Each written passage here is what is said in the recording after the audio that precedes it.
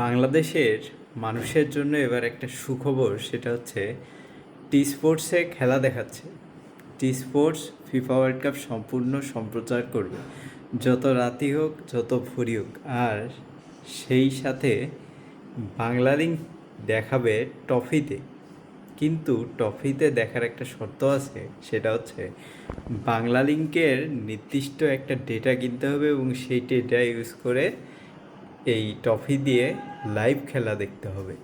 কিন্তু সেক্ষেত্রে টফিতে খেলা দেখতে হলে যদি আপনি ইন্টারনেট না কিনেন, তাহলে সেক্ষেত্রে আপনাকে থার্ড পার্টি কোনো অ্যাপস ইউজ করে টি স্পোর্টস দেখতে হবে।